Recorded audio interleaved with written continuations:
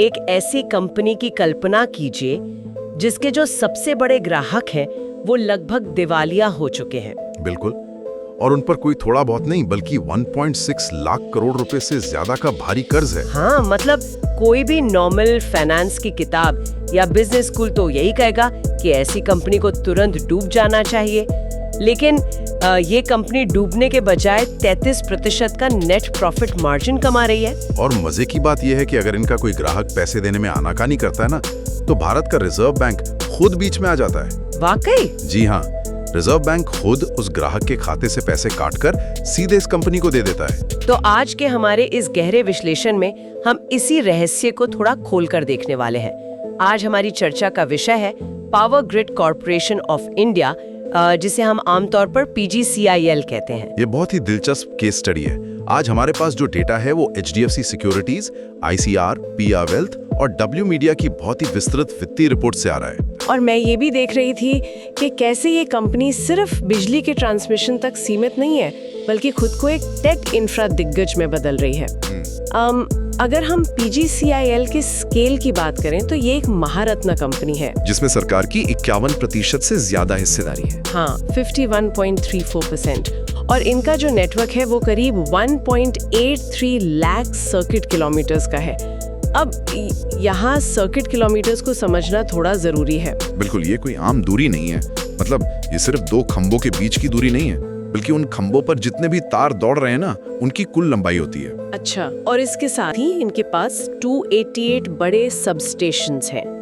लेकिन जो आंकड़ा मुझे सबसे ज्यादा हैरान करता है वो ये है कि देश की कुल इंटर रीजनल यानी अंतर क्षेत्रीय ट्रांसमिशन क्षमता का 84 से 86% हिस्सा पूरी तरह से PGCIL के कंट्रोल में है। देखिए, जब किसी एक संस्था के पास देश की 85% बिजली को एक राज्य से दूसरे राज्य में ले जाने का कंट्रोल हो, तो वो सिर्फ एक कंपनी नहीं रह जाती, वो एक पूरा इकोसिस्टम बन जाती है ना? बिल्कुल। लेकिन यहाँ एक बहुत बड़ा सवाल पैदा होता है। जब किसी के पास इतनी बड़ी मोनोपोली हो तो वो अपनी मनमानी कीमत भी तो वसूल सकता है। हाँ, ये तो अर्थशास्त्र का बेसिक नियम है। यहीं पर भारत का जो रेगुलेटरी ढांचा है वो बीच में आता है और एक बहुत ही अनोखा वित्तीय मॉडल खड़ा करता है। अच्छा, वही मॉडल जिसे फाइनेंस की भाषा में कॉस्ट प्लस टैरिफ मॉडल कहा जाता है। जी बिल्कुल। अगर मैं इसे एक एनालॉजी से समझाऊं तो मान लीजिए किसी ने एक हाईवे पर एक नया टोल प्लाजा बनाया। अब सरकार उस टोल बनाने वाले को ये गारंटी दे दे कि भाई इस सड़क को बनाने में जो भी ईंट, पत्थर या मजदूरी का खर्च आया है वो पूरा का पूरा वापस मिलेगा। सही है। और इसके अलावा उस टोल को चलाने का जो रोजमर्रा का खर्च है वो भी मिलेगा। और सबसे बड़ी बात, इस पूरे प्रोजेक्ट में जो पैसा उसने खुद की जेब से लगाया है उस पर हर साल 15.5% का पक्का मुनाफा मिलेगा ही मिलेगा, चाहे वहां से 100 गाड़ियां गुजरे या 10,000। ये एनालॉजी आपने बहुत सटीक दी है। PGCIL का पूरा साम्राज्य इसी मॉडल पर टिका है और ये मॉडल CERC तय करता है, मतलब सेंट्रल इलेक्ट्रिसिटी रेगुलेटरी कमीशन। तो ये काम कैसे करता है असल में? इसके पीछे का जो मैकेनिज्म है वो बहुत दिलचस्प है। देखिए, CERC का नियम ये मानकर चलता है कि PGCIL जब भी कोई नया ट्रांसमिशन टावर लगाएगा तो उसमें 70% पैसा बैंक से लोन लिया जाएगा। अच्छा, और बाकी 30%? बाकी 30% पैसा कंपनी की अपनी इक्विटी होगी। अब CERC टैरिफ के जरिए कंपनी को कर्ज का पूरा ब्याज, संपत्ति का डिप्रिसिएशन और मेंटेनेंस का सारा खर्च वापस दिला देता है। मतलब सारा रिस्क तो कवर हो गया। बिल्कुल। और उसके बाद जो 30% हिस्सा कंपनी ने खुद लगाया था उस पर 15.5% का रिटर्न ऑन इक्विटी यानी ROE सुरक्षित कर दिया जाता है। एक मिनट, यहाँ मुझे एक उलझन है। अगर इक्विटी पर सिर्फ 15.5% का रिटर्न फिक्स है तो मैंने जो P वेल्थ और HDFC की रिपोर्ट्स पढ़ी उनमें तो कुछ और ही कहानी है। आप मार्जिन की बात कर रही हैं? हाँ, पिछले 2 सालों में कंपनी का ग्रॉस मार्जिन लगभग 87% और नेट प्रॉफिट मार्जिन 33% रहा है। ये गणित कैसे बैठता है? 15.5% की गारंटी 33% के नेट प्रॉफिट में कैसे बदल रही है? ये बहुत ही शानदार सवाल है। ये जो अंतर है ना, ये पैदा होता है उनकी ऑपरेशनल एफिशिएंसी से, उनकी कार्यकुशलता से। वो कैसे? देखिए, CERC के नियमों में एक बहुत ही चालाक इंसेंटिव क्लॉज है। नियम कहता है कि अगर आपकी ट्रांसमिशन लाइन साल के 98% समय चालू रहती है तो आपको वो 16.5% मुनाफा मिलेगा। ओके, 98% का बेंचमार्क है। जी, लेकिन पीजीसीएल का ग्रिड जो हिमालय की बर्फ से लेकर राजस्थान के रेगिस्तानों तक फैला है, उसकी जो सिस्टम अवेलेबिलिटी है वो 99.8% है। बाप रे, 99.8%, मतलब साल भर में मुश्किल से कुछ घंटों का ही ब्रेकडाउन। बिल्कुल, मतलब बिजली बिना रुके दौड़ती है और इस बेहतरीन प्रदर्शन के लिए सीईआरसी उन्हें भारी फाइनेंशियल इंसेंटिव देता है। इसके अलावा एक और कारण है। वो क्या है? जो उनके पुराने हो चुके प्रोजेक्ट्स हैं, जिनका डिप्रिसिएशन पूरा हो चुका है, वो भी लगातार कैश फ्लो जनरेट कर रहे हैं। इन सब चीजों को मिलाकर ही उनका मार्जिन 33% तक पहुंच जाता है। वाकई ये तो एक तरह से बिना किसी जोखिम के लगातार पैसा छापने वाली मशीन बन गई है। सही कहा आपने। लेकिन एक बात बताइए, अगर किसी कंपनी के पास पहले से ही बाजार का 85% हिस्सा है, तो वो एक सैचुरेशन पॉइंट पर आ चुकी है ना। 85% से 150% तक तो नहीं जाया जा सकता। तो ऐसी मोनोपोली के लिए भविष्य की ग्रोथ कहाँ से आएगी? इसका जवाब भारत के उस बहुत बड़े लक्ष्य में छिपा है जो सरकार ने तय किया है। 2030 तक 500 गीगावाट और 2032 तक 600 गीगावाट रिन्यूएबल एनर्जी पैदा करने का लक्ष्य। गैर जीवाश्म ईंधन वाला जो टारगेट है? जी, भारत का ये जो एनर्जी ट्रांजिशन है ना, ये पीजीसीआईएल के लिए एक तरह से संजीवनी का काम कर रहा है। इसके पीछे का थोड़ा विज्ञान समझना होगा हमें। हाँ, बताइए ना। पहले क्या होता था कि कोयले की खानों के पास या बड़े शहरों के एकदम करीब थर्मल पावर प्लांट लगा दिए जाते थे, तो ट्रांसमिशन की दूरी बहुत कम होती थी। बिल्कुल, बिजली वहीं बनी और वहीं इस्तेमाल हो गई। एग्जैक्टली। लेकिन सौर और पवन ऊर्जा के साथ भूगोल की एक बहुत बड़ी चुनौती है। सोलर प्लांट तो आप वहीं लगाएंगे ना जहां सबसे ज्यादा धूप होगी। हाँ, जैसे राजस्थान का थार रेगिस्तान हो गया या गुजरात में कच्छ का रण। बिल्कुल, और पवन चक्की वहां लगेगी जहां हवा का भारी दबाव होगा, जैसे समुद्री तट। अब इन सुदूर इलाकों से पैदा होने वाली बिजली को दिल्ली, बैंगलोर या मुंबई के डेटा सेंटर्स और फैक्ट्रियों तक लाना तो पड़ेगा, क्योंकि असली खपत तो इन्हीं बड़े शहरों में है। सही बात है। और ठीक इसी जगह ग्रीन एनर्जी कॉरिडोर का कॉन्सेप्ट सामने आता है। इन नए इलाकों से शहरों तक नई ट्रांसमिशन लाइनें बिछानी ही पड़ेंगी, कोई और विकल्प नहीं है। और ये काम पीजीसीआईएल करेगा? बिल्कुल, एचडीएफसी सिक्योरिटीज और आईसीआरआई के विश्लेषण के अनुसार 2032 तक पीजीसीआईएल का जो केपेक्स प्लान है, यानी कैपिटल एक्सपेंडिचर, वो लगभग 1,88,000 करोड़ रुपए का है। 1,88,000 करोड़, ये तो बहुत बड़ा अमाउंट है। और इसमें बैटरी एनर्जी स्टोरेज सिस्टम भी शामिल है, जिसे BESS कहते हैं। अच्छा, वो इसलिए क्योंकि सोलर बिजली रात में तो बनती नहीं है। एकदम सही। ग्रिड को स्टेबल रखने के लिए 2030 तक 120 से 160 गीगावाट आवर के बैटरी स्टोरेज का लक्ष्य रखा गया है, और इस पर लगभग 25 से 35 बिलियन डॉलर का खर्च आएगा। देखिए, ये जो 1,88,000 करोड़ का आंकड़ा है, ये कागज पर सुनने में तो बहुत शानदार लगता है, लेकिन मैंने ICRA की रिपोर्ट का वो जोखिम वाला हिस्सा भी पढ़ा है। अच्छा, उसमें क्या है? उसमें जो जमीनी हकीकत बताई गई है वो काफी अलग है। उसमें राइट ऑफ वे यानी ROW की बहुत बड़ी समस्या का जिक्र है, जो इन बड़े प्रोजेक्ट्स को सालों तक अटका सकती है। हाँ, ये एक वैलिड पॉइंट है। मतलब जब कोई कंपनी हजारों किलोमीटर लंबी लाइनें बिछाती है, तो उसे किसानों के खेतों से, घने जंगलों से और नदियों के ऊपर से गुजरना पड़ता है। जमीन का अधिग्रहण करना, फिर मुआवजे पर बहस होना, पर्यावरण विभाग से क्लियरेंस लेना, मतलब ये सब बहुत धीमा और जटिल काम है। बिल्कुल, भारत में लैंड एक्विजिशन हमेशा से एक बड़ा सिरदर्द रहा है। और सिर्फ इतना ही नहीं, अब सरकार ने टैरिफ बेस्ड कॉम्पिटिटिव बिडिंग या TBCB भी शुरू कर दी है, जहां प्राइवेट कंपनियां टेंडर हासिल करने के लिए बहुत कम मार्जिन पर बोली लगा रही हैं। हाँ, प्राइवेट सेक्टर बहुत अग्रेसिव हो रहा है। तो मैं ये सोच रही थी कि क्या पीजीसीआईएल का ये जो 15.5% मुनाफे वाला सुरक्षित महल है, क्या वो इन प्राइवेट कंपनियों की आक्रामक बिडिंग के सामने दरक नहीं जाएगा? ये जो TBCB और प्राइवेट सेक्टर की एंट्री है, ये मार्जिन के लिए वाकई एक बड़ा खतरा है। प्राइवेट कंपनियां टेंडर जीतने के लिए 10 से 12% के लोअर डबल डिजिट रिटर्न पर भी काम करने को तैयार बैठी हैं। वही तो, फिर पीजीसीआईएल कैसे compete करेगा? देखिए, पीजीसीआईएल के पास इस लड़ाई में दो बहुत बड़े और अचूक हथियार हैं। पहला है उनका कॉस्ट ऑफ कैपिटल, यानी उधारी की लागत। अच्छा, एक संप्रभु सरकार का, मतलब भारत सरकार का समर्थन होने के कारण पीजीसीआईएल बाजार से जिस कम ब्याज दर पर अरबों रुपए उठा सकता है, कोई भी प्राइवेट कंपनी उस दर का मुकाबला सपने में भी नहीं कर सकती है। ये तो है, सरकारी बैकिंग का फायदा तो मिलता ही है। और दूसरा है सप्लाई चेन का फायदा। वो ट्रांसफार्मर और रिएक्टर जैसे महंगे उपकरणों की इतनी बड़े पैमाने पर थोक खरीद करते हैं जिससे उनकी प्रति यूनिट लागत बहुत कम हो जाती है। इकोनॉमीज ऑफ स्केल का फायदा। बिल्कुल। और जहां तक आपने राइट ऑफ वे की बात की ना, तो पीजीसीआईएल भी अब पुराने तरीकों पर निर्भर नहीं है। उन्होंने अब ड्रोन सर्वे और आर्टिफिशियल इंटेलिजेंस का इस्तेमाल शुरू कर दिया है। ओ, एआई का इस्तेमाल ट्रांसमिशन लाइन में। जी, इससे वो लाइनों का ऐसा रूट तय करते हैं जहां जमीन के विवाद सबसे कम हो या जंगलों का नुकसान कम से कम हो। ये जो आपने तकनीक और ड्रोन वाली बात कही ना, इससे मुझे वायो मीडिया की उस रिपोर्ट की याद आ गई जिसने मेरे इस पूरे एनालिसिस का नजरिया ही बदल कर रख दिया। आप उनके टेलीकॉम पिवट की बात कर रही हैं? जी, यहाँ मुद्दा सच में बेहद दिलचस्प हो जाता है। अब बात सिर्फ बिजली के तारों की नहीं रही। क्या आपको पता है पीजीसीआईएल के पास 1,40,000 किलोमीटर से लंबा ऑप्टिक फाइबर नेटवर्क मौजूद है? बिल्कुल।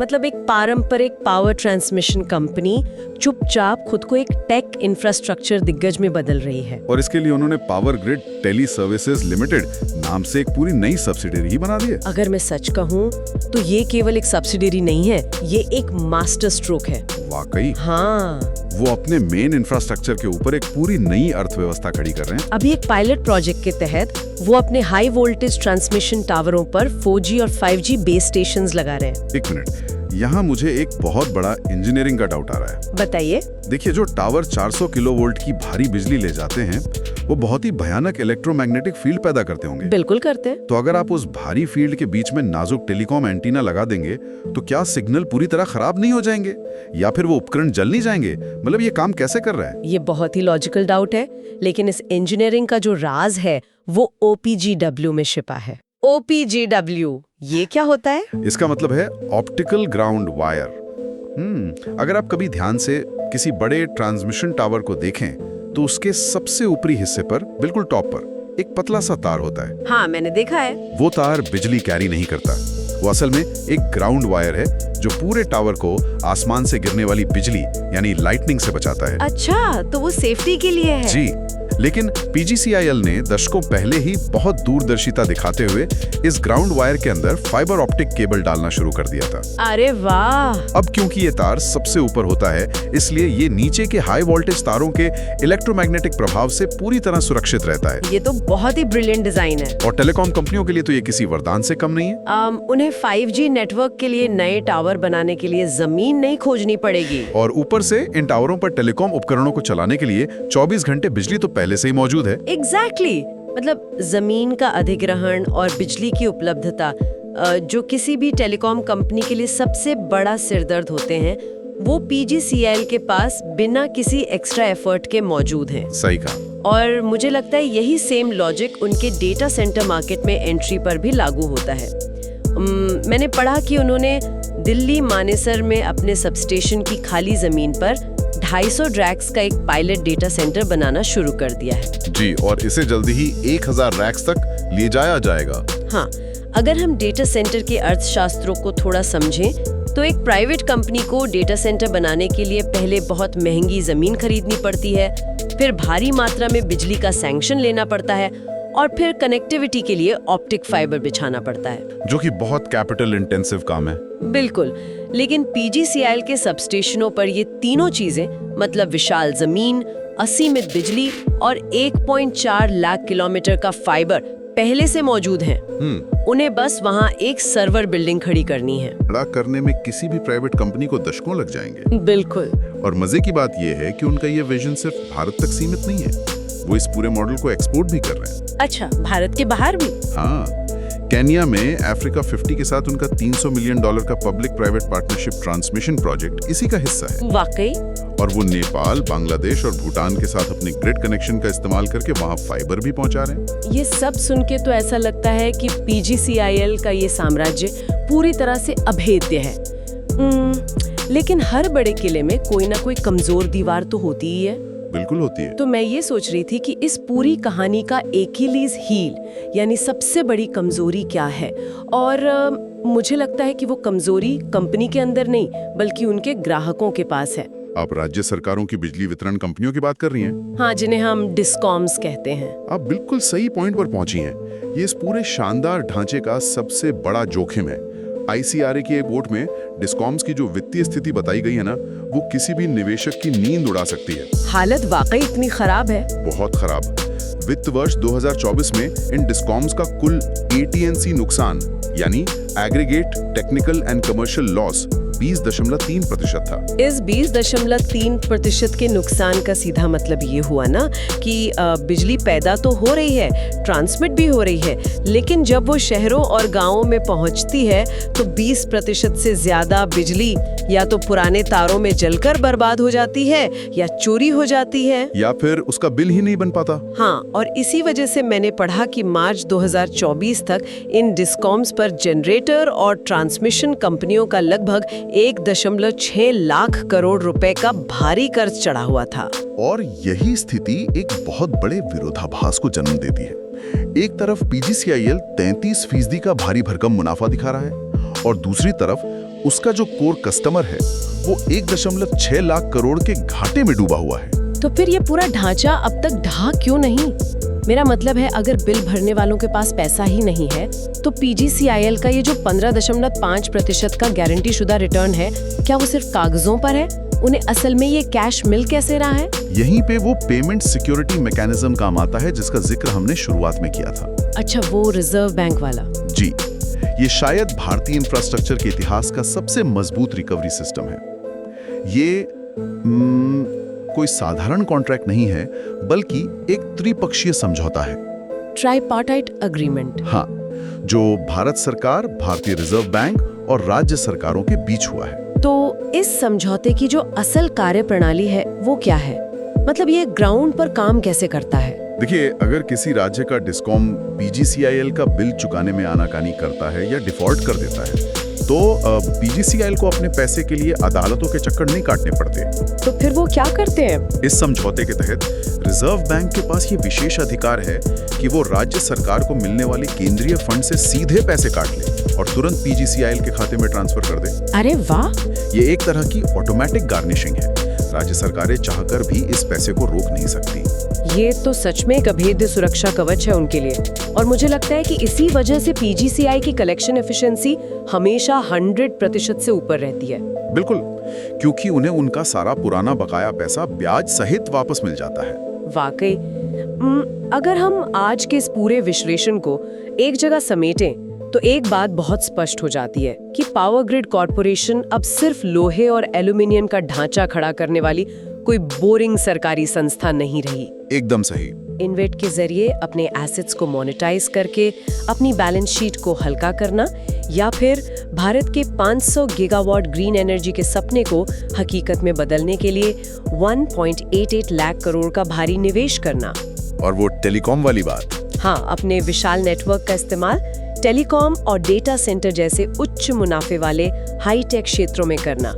ये सब एक बहुत ही स्मार्ट और भविष्योन्मुखी कंपनी की निशानी है। मैं तो कहूँगा कि ये एक ऐसा मॉडल है जो दिखा रहा है कि कैसे एक पारंपरिक यूटिलिटी कंपनी खुद को 21वीं सदी के डेटा ड्रिवन इकोनॉमी के अनुकूल ढाल सकती है। ये अब सिर्फ बिजली को एक जगह से दूसरी जगह ले जाने का बिजनेस नहीं है। तो फिर क्या है? ये आधुनिक भारत की धड़कन को निर्बाध रूप से चालू रखने का एक बहुत ही जटिल लेकिन अत्यधिक सफल प्रयोग है। बहुत खूब कहा आपने। इस पूरी चर्चा से जो तस्वीर उभर कर सामने आती है वो सच में कई नए विचारों को जन्म देती है। तो इन सभी स्रोतों और तथ्यों के आधार पर जाते जाते हम एक नया और गहरा विचार छोड़ते हैं। बिल्कुल, जैसे जैसे PGCIL अपने पावर ग्रिड के साथ साथ टेलीकॉम, फाइबर, AI तकनीक और विशाल डेटा सेंटर्स को आपस में जोड़ रहा है, क्या हम भविष्य में एक ऐसे यूनिफाइड एनर्जी डेटा सुपरग्रिड के जन्म को देख रहे हैं जहां बिजली के ट्रांसमिशन और डेटा के ट्रांसमिशन के बीच का फर्क ही पूरी तरह से खत्म हो जाएगा? ये बहुत ही प्रोवोकेटिव थॉट है ना? जरा सोचिए, क्या भविष्य में कभी ऐसा होगा कि जिस तार से हमारे घरों और कारखानों में ऊर्जा दौड़ेगी, बिल्कुल उसी तार से और उसी गति से हमारा डेटा भी दौड़ेगा? और अगर वाकई ऐसा होता है तो क्या ये सुपर ग्रिड हमारे बुनियादी ढांचे की पूरी परिभाषा ही नहीं बदल देगा?